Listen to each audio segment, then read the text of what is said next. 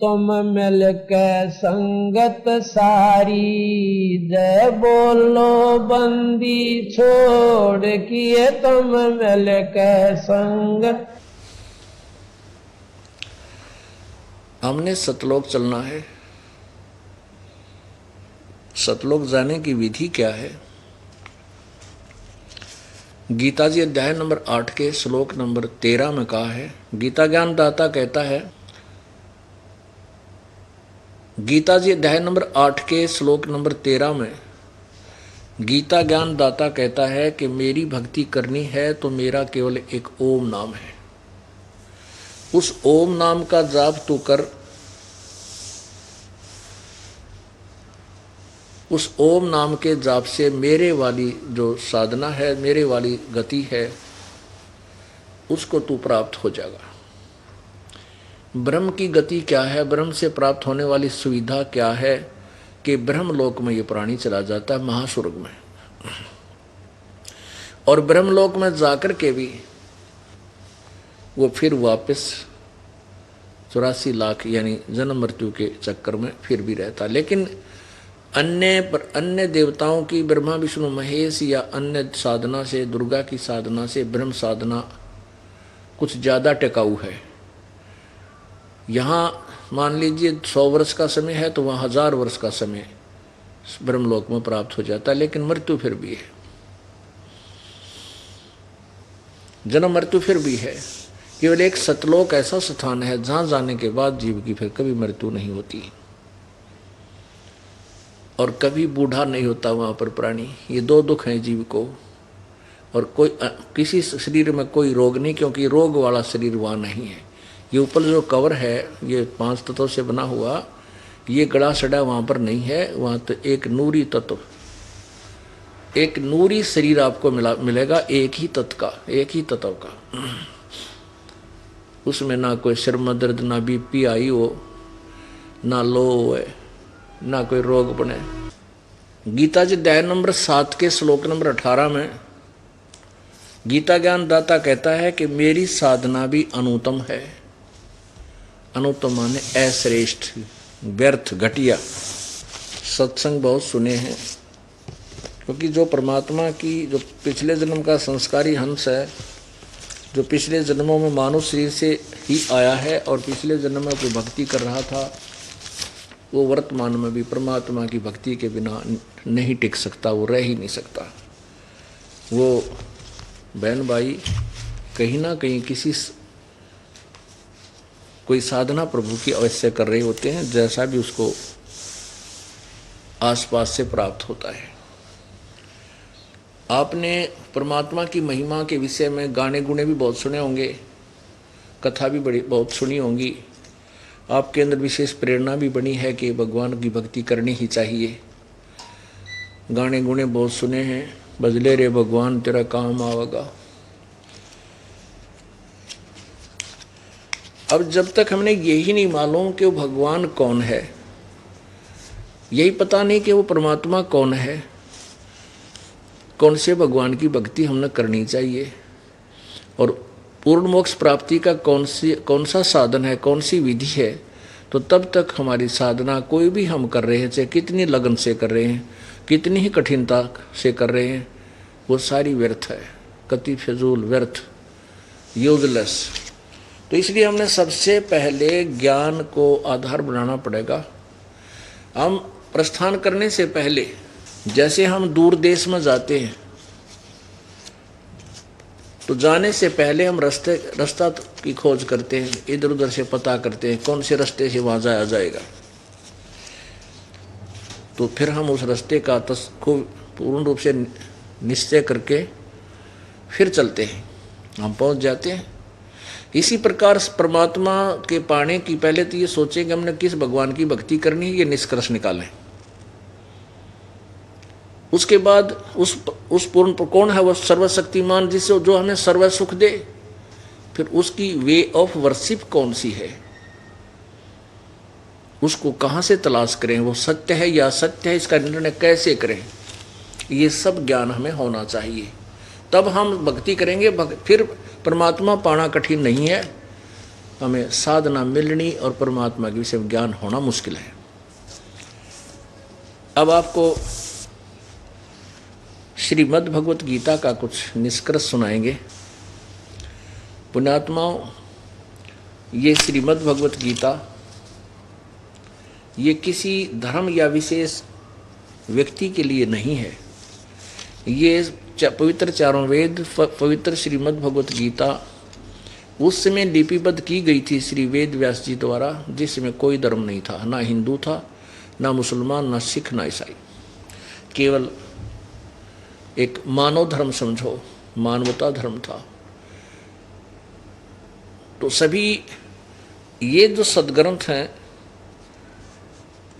ये सभी मानव के लिए हैं, और पहले सभी इसी के आधार पर साधना करते थे। जैसे इस दास ने सभी धर्मों के प्रवर्तकों की भी हिस्ट्री सीट पढ़ी, उनकी लीला, उनका जो जन्म जीवनी पढ़ी। जैसे सिख धर्म के प्रवर्तक श्री नानक जी हुए हैं, वो हिंदू धर्म में जन्मे थे और ब्रजलाल पांडे से वो गीता पाठ का गीता जी पढ़ा करते थे। तो गीता जी को जैसा भी उस पांडे ने उस महापुरुष को याद बताया था कि ये उन्होंने इस ब्रह्म को सर्वशक्तिमान मानकर और विष्णु जी ही उसको सर्वशक्तिमान समझकर श्री कृष्ण की उपासना वो किया करते थे। जब परमात्मा उनको मिले, कबीर परमेश्वर बेई नदी पर मिले आकर के, उसके बाद सचखंड को देखा, फिर वही परमात्मा बनारस में देखा। उसके बाद उन्होंने इस गीता से आगे का ज्ञान वर्णन शुरू किया। गीता तक का ज्ञान व्यर्थ नहीं है, इसलिए श्री नानक साहिब जी की वाणी में पहले वाली जो वार्ता ज्ञान था वो भी लिखा हुआ, जो पहले वो बोला करते थे वाणी, तू ही एक निरंकार, यानी तू ही एक, क्योंकि पहले ये उस ब्रजलाल पांडे से ज्ञान प्राप्त करके परमात्मा को निराकार मानते थे। फिर जब आंखों देखा भगवान साकार है, मनुष्य जैसा है, और ये धारणक रूप में, दुल्हा रूप में बनारस में विराजमान है, तब उन्होंने कहा था कि फाई सूरत मलुक की वेश, ए ठगवाड़ा ठगी देश, खरासियाना बोता बार, ये धारणक रूप रहा करता है। साकार रूप परमात्मा का बताया उन्होंने।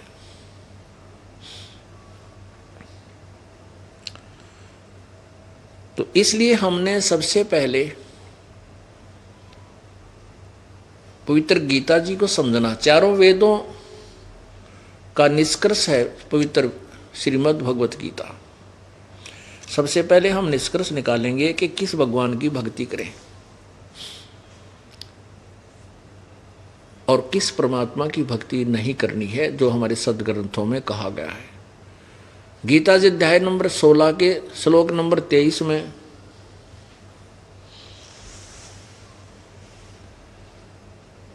स्पष्ट किया है कि अर्जुन शास्त्र विधि को त्याग कर जो मनमानी साधना करते हैं, उनको न कोई सुख होता है, न उनकी सिद्धि होती है, न कोई उनकी गति होती है।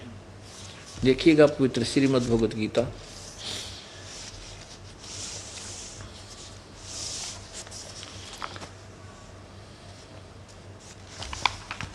अध्याय नंबर 16 का श्लोक नंबर 23।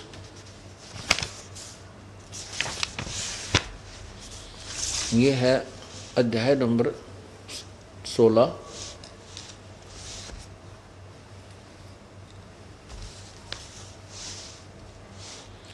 और श्लोक नंबर 23। जो पुरुष, जो व्यक्ति शास्त्र विधि को त्याग कर अपनी इच्छा से मनमाना आचरण अर्थात पूजा करता है, वह न सिद्धि को प्राप्त होता है, न परम गति को, और न सुख को ही, अर्थात व्यर्थ। अब 24वें श्लोक में स्पष्ट किया है, इससे तेरे लिए इस कर्तव्य और अकर्तव्य की व्यवस्था में कौन सी भक्ति करनी चाहिए, कौन सी ना करनी चाहिए, शास्त्र ही प्रमाण है। ऐसा जानकर तू शास्त्र विधि से नियत कर्म करने योग्य है कि शास्त्रों में वर्णित जो साधना है वही करना चाहिए, अन्यथा किसी के कहने सुनते भ्रमित होकर के नहीं लगना चाहिए। गीता जी अध्याय नंबर 2 के श्लोक नंबर 53 में कहा है कि अर्जुन जब नाना भिन्न भिन्न प्रकार के भ्रमित करने वाले वचनों से तेरी बुद्धि हटकर एक पूर्ण परमात्मा के ज्ञान में स्थिर हो जाएगी, यानी तू तत्व ज्ञान से परिचित हो जाएगा, तब तो तू योगी होगा, तब तो तू भगत बनेगा। नहीं तो वही डलेट हो रहा, कोई इधर भाग रहा, कोई इधर भाग रहा, कोई कुछ पूजा करता है, कोई कुछ पूजा करता है। ये पूजाएं परमात्मा प्राप्ति आत्म कल्याण की नहीं है।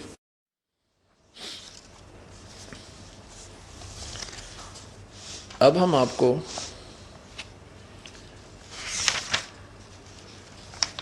गीता जी अध्याय नंबर 7 को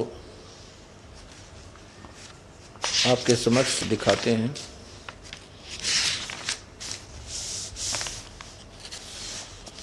पूरा हिंदू समाज पवित्र गीता जी को सिरोधार्य मानता है और इसमें जो लिखा है उसको सत्य मानता है, लेकिन अभी तक इस पवित्र हिंदू समाज को यही नहीं मालूम था कि गीता जी हमें संदेश क्या दे रही है। इन झूठे कपटी गुरुओं ने अपने अज्ञान के कारण हमें लोक वेद से रंग रखा था। अब हम स्वयं देखेंगे अपने सदग्रंथों को और कल्याण करवाएंगे। अब देखिएगा गीता जी अध्याय नंबर 7 का श्लोक नंबर 12 से 15।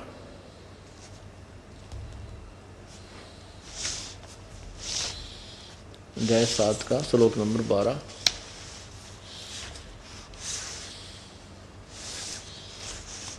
अब क्या लिखा कि और भी जो सतगुण से उत्पन्न होने वाले भाव हैं और जो रजोगुण तथा तमोगुण से होने वाले भाव हैं, उन सबको तू मुझसे ही होने वाले ऐसा जान, परंतु वास्तव में उनमें मैं और वे मुझ में नहीं हैं। ये कौन बोल रहा है? ये ब्रह्म बोल रहा है, काल रूपी ब्रह्म बोल रहा है। सेटिंग नहीं हो रही भाई तेरे को बच्चा से।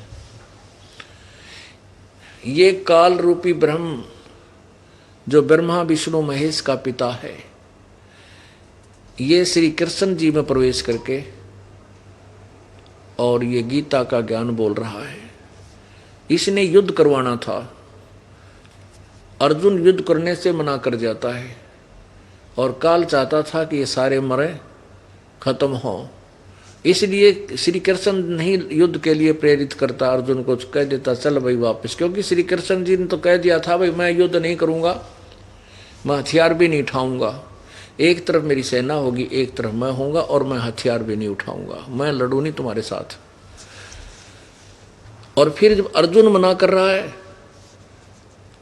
और श्री कृष्ण के अंदर प्रवेश करके काल कह रहा कि तू युद्ध कर ले, तू क्यों चिंता करता है, मैंने सारे मार रखे हैं, तुझे कोई पाप नहीं लगेगा।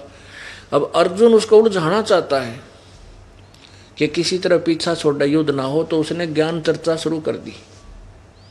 तो उस ज्ञान का उत्तर काल दे रहा है और ज्ञान बता रहा है। अब उसी ज्ञान को आपके सामने पेश कर रहे हैं। ये कहता है कि काल को श्राप लगा हुआ 1 लाख मानव शरीरधारी प्राणियों को खाने का।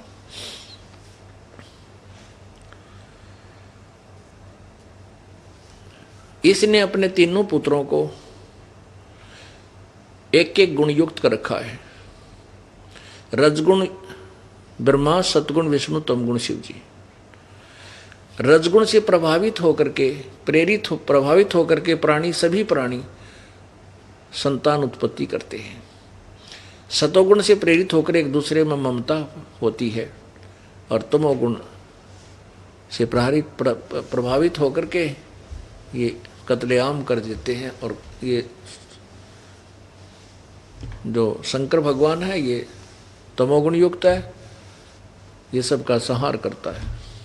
अब ये काल कह रहा है कि जो भी सतगुण से, रजगुण से, तमगुण से जो भी हो रहा है वो उसका निमित्त मैं ही हूं, और मैं इनमें नहीं, ये मुझ में नहीं, क्योंकि काल इनसे अलग रहता है। ब्रह्मा विष्णु महेश की अलग द्वीप है।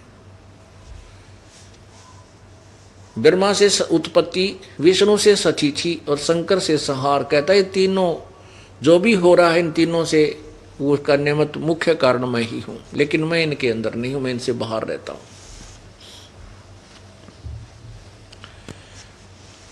फिर देखिएगा अध्याय नंबर 7 का श्लोक नंबर 12। और भी जो सतगुण से उत्पन्न होने वाले भाव हैं और जो रजगुण तथा तमोगुण से होने वाले हैं भाव हैं, उन सबको मुझसे ही होने वाले ऐसा जान, परंतु उनमें मैं और वे मुझ में नहीं हैं। अब देखो, अब इससे इस चैप्टर को अध्याय 7 को समझने से पहले हमने ये निश्चय करना होगा कि रजगुण ब्रह्मा है, सतगुण विष्णु, तमगुण शिव जी। नहीं तो इस पवित्र गीता जी को नहीं समझ सके, क्योंकि ये कोड वर्डों में है। 4 वेद इतने मोटे मोटे हैं और उनका संक्षिप्त वर्णन इसमें दिया हुआ है, तो इसमें कोड वर्ड ज़्यादा है। उन कोड वर्डों को अब ये दास आपको समझाएगा, क्योंकि ये तत्वदर्शी शांत ही बता सकता है। अब जैसा कि आपने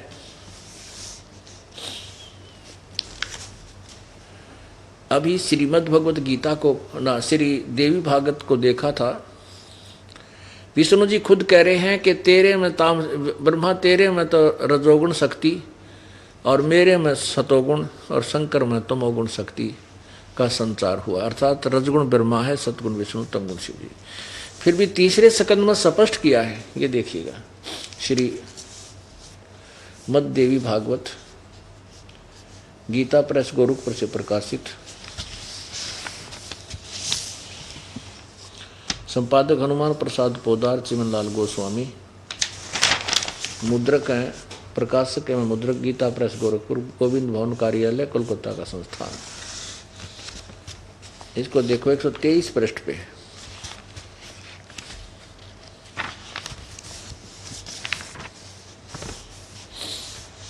तीसरा स्कंद,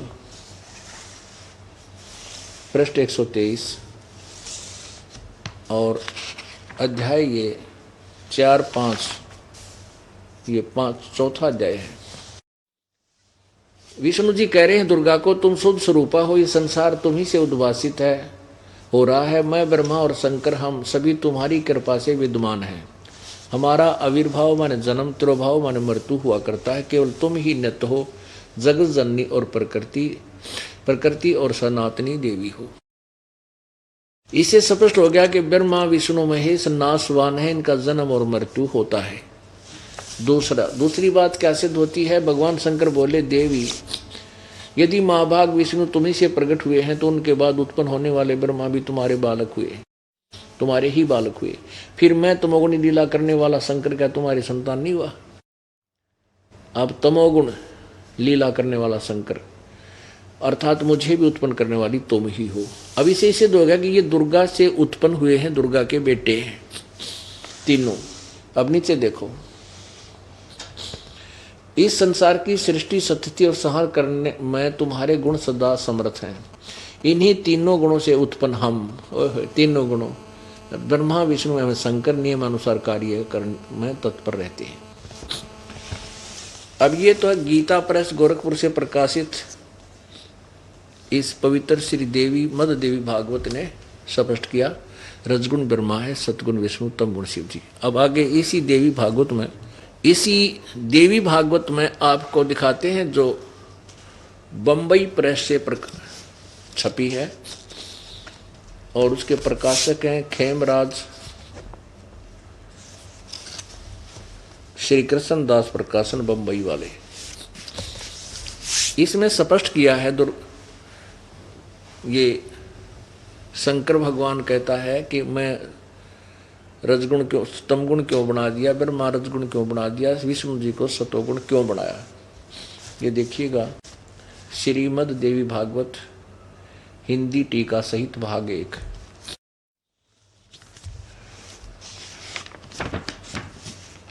ये है श्रीमद देवी भागवतम सहमात्यम,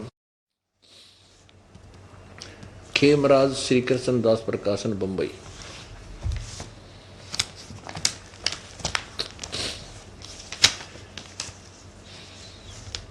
अथ श्री मद देवी भागवते भाषा टीका युक्ते तृतीय स्कंध प्रारंभते। अब देखो इसके अध्याय नंबर 5 में, तीसरे स्कंध के अध्याय नंबर 5 में और पृष्ठ नंबर ये 11 पर क्या कहा है भगवान शंकर कह रहे हैं, हे माता, यदि हमारे ऊपर तू सदा दया युक्त हो, यदि हमारे ऊपर सदा दया युक्त हो तो हमको तमोगुण में किस प्रकार प्रदान किया है, ब्रह्मा रजोगुण और हरि सतोगुण।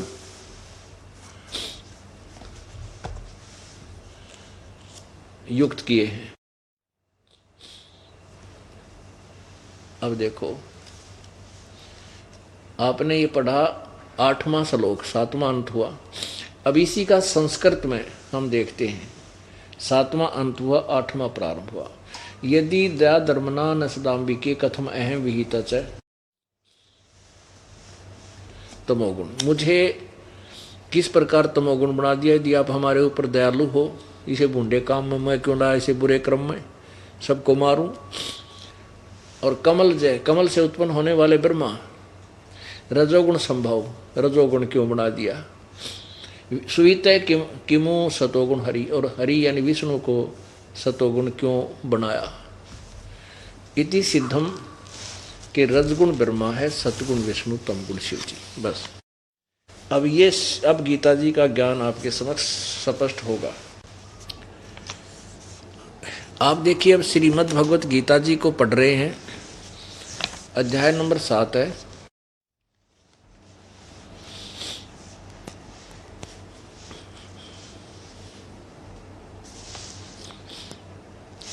और ये श्लोक नंबर 12। इसमें क्या कहा है, और भी जो सतोगुण से उत्पन्न होने वाले भाव हैं, जो रजोगुण तथा तमोगुण से उत्पन्न होने वाले भाव हैं, उन सब को मुझसे ही होने वाले ऐसा जान, परंतु वास्तव में मैं और वे मुझ में नहीं है। अब 13वें श्लोक में क्या कहा है कि गुणों के कार्य रूप सात्विक, राजस और तामस, इन 3 प्रकार के भावों से ये सारा संसार, प्राणी समुदाय मोहित हो रहा है। इसलिए इन तीनों गुणों से परे, ब्रह्मा विष्णु महेश से ऊपर अलग परे मुझ अविनाशी को नहीं जानते। ये ब्रह्मा विष्णु महेश तक इनकी बुद्धि टेकी हुई है। रजगुण ब्रह्मा, सतगुण विष्णु, तमगुण शिव जी। काल कह रहा है ये इनसे परे, इनसे ऊपर जो मैं हूँ, ये मुझे भी नहीं जानते, मुझ अविनाशी को नहीं जानते। वैसे तो इसका अर्थ ये बनता है, मुझे और मेरे से ऊपर जो और शक्ति है अविनाशी परमात्मा, उसको भी ये नहीं जानते। ये ब्रह्मा विष्णु महेश तक ही मोहित है, इन्हीं की महिमा गाते हैं।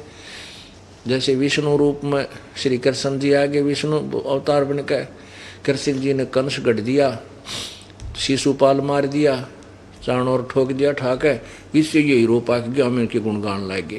पर न्योना बेरा ये के थे, इनकी आगे की दुर्गति हुई। अब 14 नंबर श्लोक में 7वें अध्याय का देखिए, श्लोक नंबर 14-15 में कमाल कर दिया गीता जी ने। क्योंकि यह गीता ज्ञानदाता कह, क्योंकि यह अलौकिक अर्थात अति अद्भुत त्रिगुण में मेरी माया, रजगुण ब्रह्मा, सतगुण विष्णु, तमगुण शिव जी द्वारा फैला गया युजाल, जीव को यहाँ उलझाए रखने का, सतीथि संहार और मारने का, बड़ी दुस्तर है ये माया। ये जाल जो है बड़ी खतरनाक है, त्रिगुणमयी माया। और जो पुरुष मुझ को निरंतर भजते हैं, ब्रह्म कहता, जो मेरी साधना करते हैं वो इनसी माया का तरंती यानी उल्लंघन कर जाते हैं, ये इन तय ऊपर उठ जाते हैं। जो ब्रह्म की साधना करता है वो ब्रह्मा विष्णु महेश से ऊपर उठकर ब्रह्मलोक में चला जाता है। और ब्रह्मा विष्णु महेश के साधक इन्हीं के लोक में जाते हैं, इन्हीं से कुछ समय के लिए वहाँ के स्वर्ग रूपी होटल में अपना जीवन, अपनी कमाई समाप्त करके फिर 84 लाख योनियों में शीघ्र आ जाते हैं। और ब्रह्मलोक में गए हुए कुछ ज़्यादा समय तक वहाँ रह जाते हैं। अब ये क्या कह रहा है गीता ज्ञानदाता कि जिन या त्रिगुणमयी मेरी माया बड़ी खतरनाक है। रजगुण ब्रह्मा, सतगुण विष्णु, तमगुण शिव जी के द्वारा फैलाया गया जाल, क्योंकि यह अलौकिक अर्थात अति अद्भुत त्रिगुणमयी मेरी माया बड़ी खतरनाक है, दुस्तर है, परंतु जो मुझे निरंतर भजते हुए इससे ऊपर उठ जाते हैं, उल्लंघन कर जाते हैं। आगे देखो 15 में, ओए होए, इस माया के द्वारा ब्रह्मा विष्णु महेश तक ही जिनकी बुद्धि टेकी है, इससे ऊपर किसी को ना मानते ना सुनने को तैयार। जिनका इन्हीं के से प्राप्त सुविधाओं के ऊपर ज्ञान हरा जा चुका है। ये देखो इस 15वां श्लोक 7वें अध्याय का। इस माया के द्वारा, ब्रह्मा विष्णु महेश रूपी त्रिगुणमयी माया के द्वारा जिनका ज्ञान हरा जा चुका, ऐसे असुर स्वभाव को, राक्षस स्वभाव को धारण किए हुए मनुष्यों में नीच, ओह दूषित कर्म करने वाले मूढ़ लोग मुझे नहीं बजते। ये काल कह रहा है कि ये ब्रह्मा विष्णु महेश तक इनकी बुद्धि टकरी है, इस तो ऊपर ये किसी ने मानते नहीं। और ये इन्हीं के द्वारा जिनका ज्ञान हरा जा चुका है, वो राक्षस स्वभाव को धारण किए हुए, ओए होए राक्षस स्वभाव को धारण किए हुए मनुष्यों में नीच और दूषित कर्म, दुष्ट कर्म करने वाले मूर्ख। इकट्ठी 4 उपमा दे रखी है काल भगवान ने ब्रह्मा विष्णु महेश के पुजारियों को। कहती है मेरी भक्ति भी ना करते, ब्रह्म तक की साधना भी ना करते। आगे की बात बहुत दूर है, ये ब्रह्म की साधना भी ना करते। अब ये तो गीता जी में बताया कि ब्रह्मा विष्णु महेश की पूजा कति व्यर्थ और मूर्ख लोग करते हैं। दास नहीं कह रहा, अपनी गीता जी बता रही है। ये परमात्मा का दिया हुआ ज्ञान है, वो दास आपको पढ़कर और निष्कर्ष करके उदाहरणों द्वारा आपको समझा रहा है। अपनी तरफ से कोई मिलावट नहीं है। अब गीता ज्ञानदाता ब्रह्म कहता है कि मेरी भक्ति 4 प्रकार के करते हैं, अर्थार्थी, आर्थ, जिज्ञासु और ज्ञानी। अर्थार्थी वो होते हैं जो धन लाभ के लिए, यानी अपने व्यवसाय में बढ़ावा करने के लिए वेदों के मंत्रों के आधार से ही अनुष्ठान साधना करते हैं। वो अन्य कोई और दूसरी साधना नहीं, दूसरे ग्रंथ को नहीं लेते। जय गणेश देवा, माता थारी पार्वती, पिता महादेव, इस तरह के वो नहीं लेते। वो केवल वेदों के मंत्रों से ही अनुष्ठान करते हैं, वो अर्थार्थी। ऐसे ही आर्थ, जो संकट निवारण के लिए, आर्थ माने संकट निवारण के लिए जो साधना करते हैं, वो भी वेदों अनुसार ही करते हैं। वेदों के वचनों को ही, वेदों के मंत्रों से ही अपनी अनुष्ठान करते हैं। और तीसरे जिज्ञासु, जो श्रद्धालु परमात्मा प्राप्ति के लिए घर से निकलते हैं, आगे ज्ञान ग्रहण कर लेते हैं और ज्ञान ग्रहण करते हैं भगवान के लिए, प्राप्ति के लिए ज्ञान जिज्ञासु होकर के। तो उनको जैसा ज्ञान मिला फिर वो आप वक्ता बन जाते हैं। वो अपना मोक्ष का चक्कर नहीं पड़ते। उनकी बोलने की शैली बढ़िया हो जाती है, 10 उसके प्रशंसक हो जाते हैं। और वाह का भूखा वो गधे की चुनी हो जाता है, वो जिज्ञासु। अब तीसरा बताया ज्ञानी।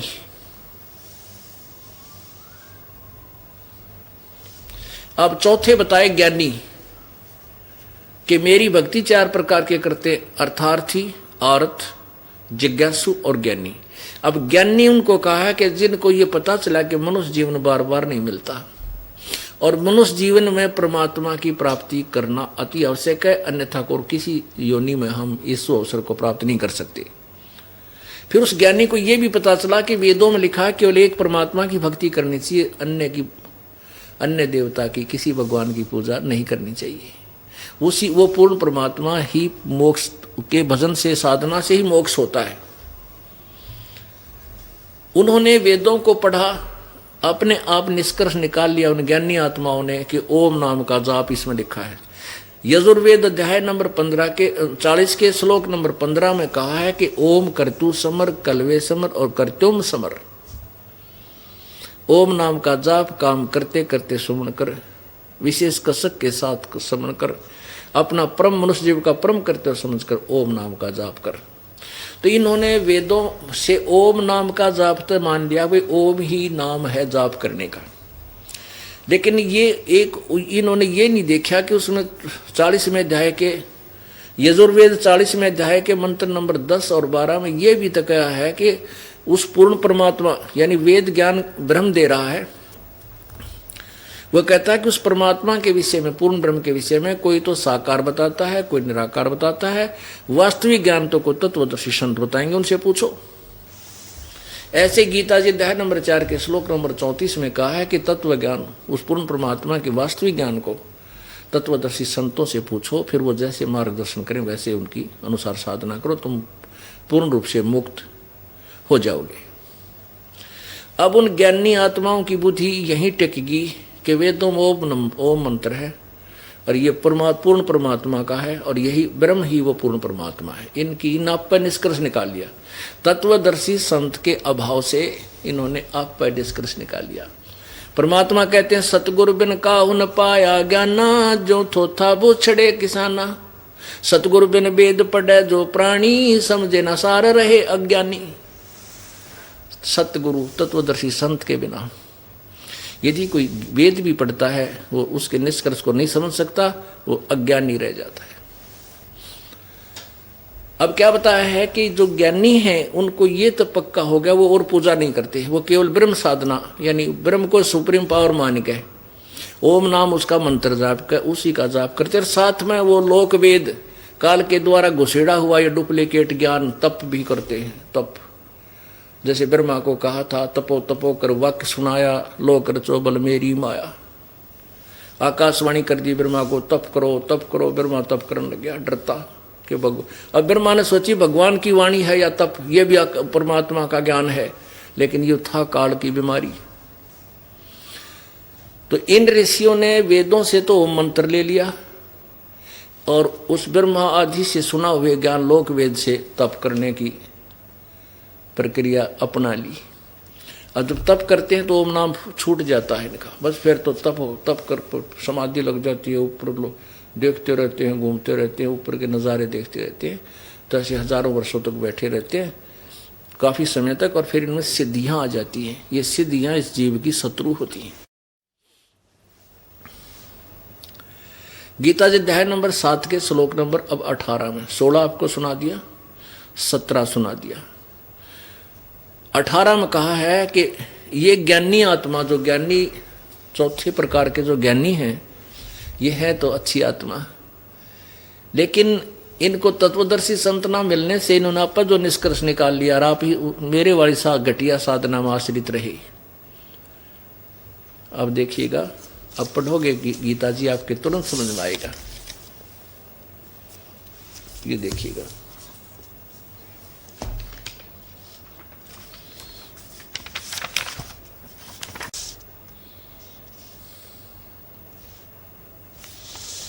अब श्लोक नंबर 16, 15 तक हमने पढ़ लिया था। दूषित कर्म करने वाले मूर्ख लोग मुझको नहीं बचते। 16 में ये भारतवासियों में श्रेष्ठ अर्जुन, उत्तम कर्म करने वाले अर्थार्थी, आर्त, जिज्ञासु और ज्ञानी, ये 4 प्रकार के भक्तजन मुझको बचते हैं। 17 में कहा है उनमें नित्य मुझ में एक सतीत, एक ही भाव से सतीत अनन्य प्रेम भक्ति वाला ज्ञानी भक्त अति उत्तम है। यानी मुझे वो ज्ञानी बहुत अच्छा लगता है, क्योंकि मुझको तत्व से जानने वाले ज्ञानी को मैं अत्यंत प्रिय हूँ और वह ज्ञानी मुझे प्रिय है। अब ब्रह्म कहता है कि और सब देवताओं की पूजा छोड़कर केवल मेरी जो भक्ति करता है, मैंने वो अच्छा लगता है, और उसको मैं अच्छा लगता हूँ क्योंकि उसने निष्कर्ष निकाल लिया है कि एक ही परमात्मा की भक्ति से पूर्ण मोक्ष यानी सब लाभ होता है। अब क्या बताते हैं कि वो मुझे अच्छा लगता है और उसको मैं अच्छा लगता हूँ क्योंकि एक भगवान की भक्ति कर रहा है, उन्हें वेदों को जाना है। आगे 18वें श्लोक में लिखा है कि वो ज्ञानी आत्मा है तो उदार माने अच्छी आत्मा, लेकिन मेरे वाली वो घटिया अनुत्तम गति में सचित है। यह देखना, ये 18वां है। ये उदारा सर्वे एव एते ज्ञानी तु आत्मा एवं मे मते मतम आस्थित सही युक्तात्मा माम एवं अनुत्तमाम गतिम। ये सभी उदार हैं। इन्होंने अनुवाद गलत किया है, थोड़ा सा गुणमा दिया। ये सभी उदार हैं, परंतु ज्ञानी तो साक्षात मेरा स्वरूप ही है, यह मेरा मत है। ये देखो, वैसे इसका अर्थ क्या बनता है, उदारा सर्वे एव एते ज्ञानी तु आत्मा एव मे मत। मेरे विचार में, मेरे मत में, मेरे विचार में ये ज्ञानी आत्मा है तो उदार, सभी बहुत अच्छी आत्मा है। आस्थित सही युक्तात्मा, आस्थित सही युक्तात्मा माम एव अनुत्तमाम गतिम। ये ये उद्धार आत्मा मेरे वाली साधना में युक्त हैं, मेरे वाली अनुत्तम माने घटिया गति में ही आस्थित है, आश्रित है। आस्थित है सही युक्तात्मा माम एवं अनुत्तमाम गति, मेरी ही अनुत्तमाम गति में ये स्थित हैं, ये परमात्मा में लीन आत्माएं। क्योंकि अब देखो पुण्यात्माओं, यहाँ ज्ञानी लोग संघर्ष का रास्ता अपनाते हैं। क्या भगवान अपनी साधना का अनुत्तम कह सकता है? ये झूठ, ये इन्होंने इस अनुत्तम का अर्थ सर्वश्रेष्ठ मान लिया। और तरह का उत्तम का अर्थ क्या बनाओगे फिर? उत्तम का अर्थ भी श्रेष्ठ और अनुत्तम का अर्थ भी श्रेष्ठ। ये कहते हैं समास में अनुत्तम का अर्थ सर्वश्रेष्ठ होता है, जिसके बराबर कोई उत्तम ना हो। अरे भले आदमी हो, अब अगर ये श्रेष्ठ मान लिया भाई, इसका अनुत्तम का अर्थ सर्वश्रेष्ठ मान लिया, तो ये फिर भगवान, इससे सिद्ध हुआ कि गीता ज्ञान दाता से ऊपर कोई भगवान नहीं है और उससे अच्छा कोई साधना भी नहीं है। गीता जी अध्याय नंबर 15 के श्लोक नंबर 4 में कहा कि जब तत्वदर्शी संत मिल जा, उसके बाद उस परम पद परमेश्वर की खोज करनी चाहिए, जो गीता ज्ञान से अलग है, गीता ज्ञान दाता से अलग है। उस परम पद परमेश्वर की खोज करनी चाहिए, जहां जाने के बाद साधक लौट के फिर संसार में नहीं आता। अपने बारे में चौथे अध्याय के 5वें श्लोक में कहा है कि मेरे और तेरे बहुत से जन्म हो चुके हैं अर्जुन, तू नहीं जानता मैं जानता हूं। गीता जी अध्याय नंबर 2 के श्लोक नंबर 12 में कहा है कि मेरे, तू और मैं और ये सभी सैनिक पहले भी जन्मे थे, आगे भी होंगे और वर्तमान में भी हैं। इससे सिद्ध है गीता ज्ञान दाता का जन्म मृत्यु होता है, ये पूर्ण मोक्षदायक नहीं है। जब समय जन्म मृत्यु में है तो इसके आश्रित साधक कैसे पूर्ण मोक्ष प्राप्त कर सकते हैं? तो ये साधना इसकी अति उत्तम नहीं हो सकती। इसलिए गीता अध्याय नंबर 18 के श्लोक नंबर 62 में कहा है कि हे अर्जुन, तू सर्वभाव से उस भगवान की शरण में जा, उस परमेश्वर की शरण में जा, जिसकी कृपा से तू शाश्वत स्थान यानी सतलोक को प्राप्त होगा, तेरा फिर जन्म नहीं होगा। यदि हम उन अज्ञानियों की बातों को माने कि अनुत्तम माने सर्वश्रेष्ठ होता, जिसके बराबर कोई उत्तम ना हो, तो ये भी न्याय संगत नहीं सिद्ध हो रहा। क्योंकि गीता ज्ञानदाता खुद कह रहा है कि मेरे से और एक अच्छी शक्ति है, उसकी साधना करने से फिर कभी जन्म मृत्यु नहीं होती। मेरी साधना करेगा, जन्म मृत्यु तेरी भी और मेरी भी 84 लाख योनियां सब में आपने भोगनी पड़ेगी।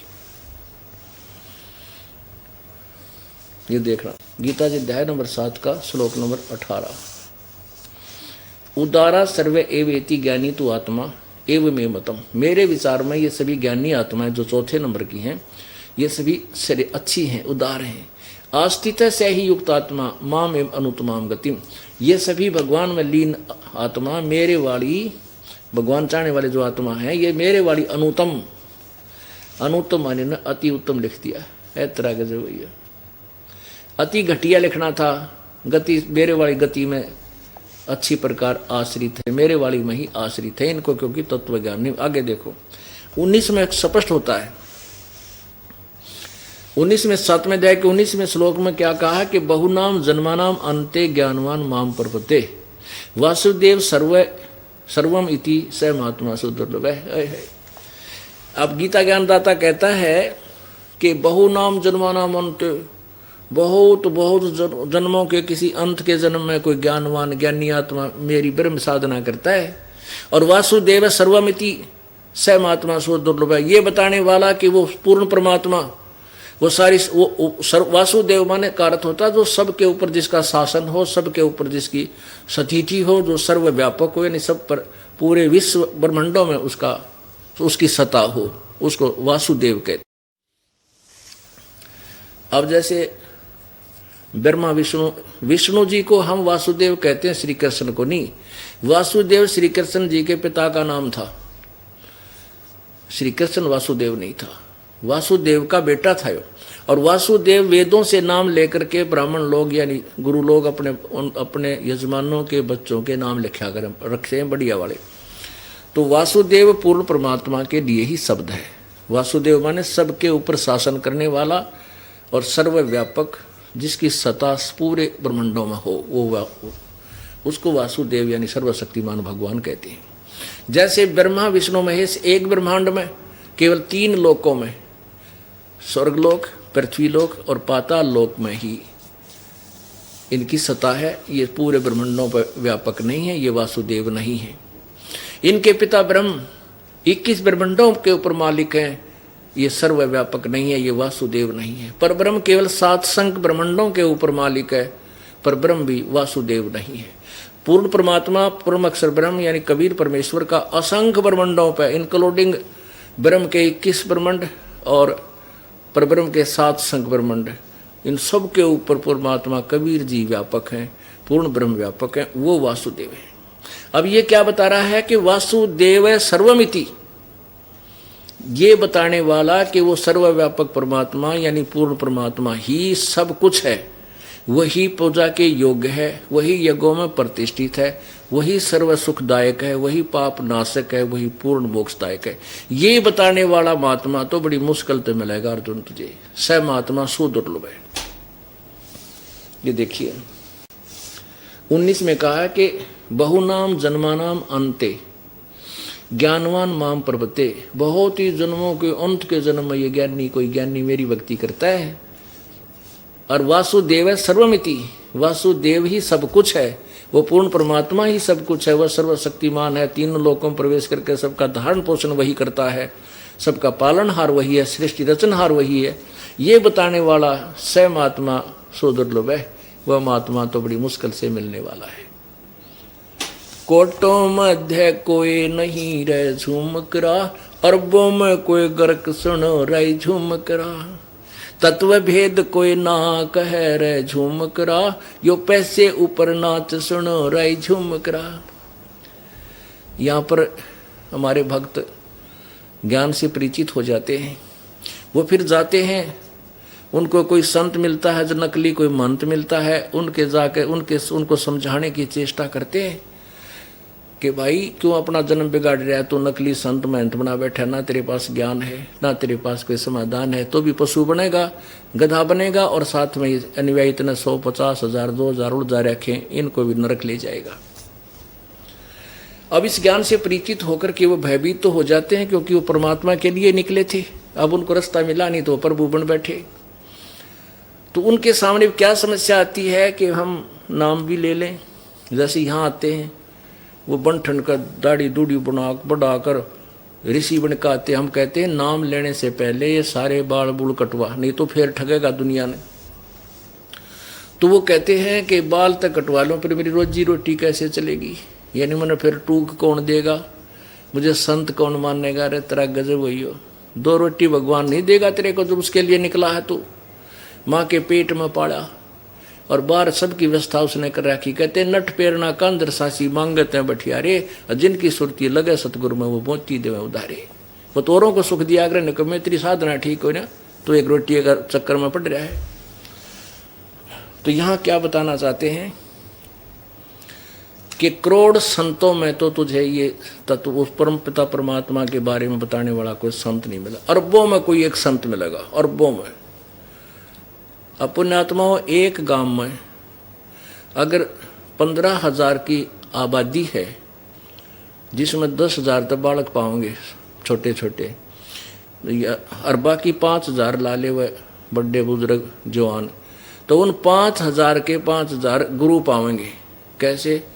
जैसे किसी बहन के बालक का कोई तकलीफ होगी, बीमार मार हो गया, तो पड़ोसन आवेगी, नो कहेगी ये थारा बारली की पूजा है, उस बारली के बोल दे 200 रुपया।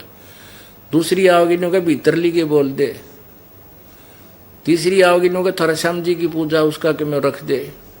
कोई नो कहे फलानी बार उसकी शेरा वाली क्या नाम है गुड़गामा वाली की बोल दे, कोई कहे बनभोरी वाली की बोल दे। यानी जो मिलेगा वो कोई न कोई समाधान बताने वाला मिलेगा उसको। यानी 5,000 गुरु एक गांव में है, ये नकली, जिन्हें कहेगा बेरा को है। ऐसे ही ये और संत, ये तो आपने देखा होगा, ये बड़े बड़े टोला रोक रखे, ये सारे इनसे भी जो आम गांव में जो बताने वाले, उनसे भी घटिया इनका ज्ञान है, जो करोड़ों लोगों को गुमराह किए बैठे हैं, सतलोक का लालच दे के, कह का पता कोई नहीं इनको। तो इसके लिए बताते हैं कोटों मध्य कोई नहीं रह झूम करा, अरबों में कोई गर्क सुनो राई झूम करा। एक लुधियाना के पास वासियर गांव है, वहाँ का एक सरदार जी गरीबदास जी के पास आया था, परमात्मा के ज्ञान से परिचित हुआ। तो उसने कहा कि हे भगवान, हे गुरुदेव, हे महाराज, यह ज्ञान तो आज तक किसी ने नहीं बताया हमारे थे। तब गरीबदास जी ने कहा था कि कोटों मध्य कोई नहीं रह झुमक रहा, करोड़ संतों में तुझे नहीं मिलेगा इस ज्ञान के बताने वाला, अरबों में कोई गर्क सुनो रहे झुमक रहा, अरब संतों में तुझे कोई गर्क माने पूर्ण परिचित परमात्मा का ज्ञान भी हो, फिर समाधान भी उसके पास हो, ऐसा संतन अरबों में मिलेगा। यही पवित्र गीता जी कहती है, बहु नाम जन्मानाम अंते ज्ञानवान माम प्रबद्धते ही। और वासुदेव सर्वमिति स महात्मा सुदुर्लभ है। मेरी साधना भी कोई एकादा अंत के समय में कोई ज्ञानवान मेरी भक्ति करता है, और वासुदेव यानी पूर्ण परमात्मा ही वही पूजा के योग्य है, वही सबका धारण पोषण करता है, उसी से सर्व ब्रह्मांडों की रचना हुई है। ये बताने वाला साधु तो ना बड़ी मुश्किल से मिलेगा, सुदुर्लभ है, बड़ी मुश्किल से मिलने वाला है।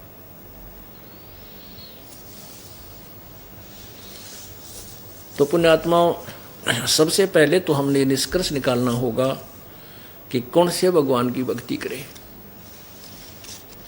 और उस परमात्मा की भक्ति करके ही हम मोक्ष को प्राप्त कर सकते हैं। अब आपने सुना कि ब्रह्मा विष्णु महेश की पूजा करने वालों की क्या स्थिति है, और ब्रह्म कहता है कि मेरी साधना भी व्यर्थ है, अनुत्तम है। इसलिए अध्याय नंबर 18 के श्लोक नंबर 16 में कहा है कि हे अर्जुन, तू सर्वभाव से उस परमेश्वर की शरण में जा, उसकी कृपा से ही तू परम शांति और सतलोक यानी शाश्वत स्थान को, सनातन परम धाम को प्राप्त होगा। परमात्मा हमें यही बताना चाहते हैं कि चारों युग में हम पुकारे और कूक कहा हम हेल रे, हीरे माणिक मोती बरसें ये जुग जुगता ढेल रे। परमात्मा कहते हैं चारों युग में आकर के हमने आवाज लगाई है, हम तत्व ज्ञान का संदेश देने आते हैं, लेकिन हमारी बात को ना स्वीकार करके हम जो ज्ञान देते हैं वो तो समझो ऐसी साधना जैसे आपको लाल मिल गया हो, हीरा मिल जाए। हीरे को छोड़कर तुम कंकर पत्थर जोड़ कर वजन उठाए फिरते हो जो 2 कौड़ी के नहीं, उनकी कोई कीमत नहीं। चारों युग में हम पुकारे कूक कहा हम हेल रे, हीरे माणिक मोती बरसे ये जग जुगता ढेल रे। ये डले ढूंढ रहा है ये संसार। आन उपासना ब्रह्म और ब्रह्मा विष्णु महेश और परब्रह्म तक की साधना को डले ये ढेल बताया है, यानी व्यर्थ साधना बताई। अब ये गलत साधना करके देखिए, ये भूत बन गए और ये भूत बन कर दूसरे में बढ़ गए। आप तो दुखी हैं, इनको और तंग करे। और ये कहीं समाधान नहीं हो सकता केवल कबीर परमात्मा की भक्ति से। ये वैसे ही भाग जाएंगे। हम इनका ना जाड़े लाते ना कोई जंतर मंत्र करते, केवल इस भक्ति में इतनी शक्ति है कि भूतड़े अड़ टेक नहीं सकते, अपने आप छोड़ जाएंगे कुछ दिनों। बोलो सतगुरुदेव।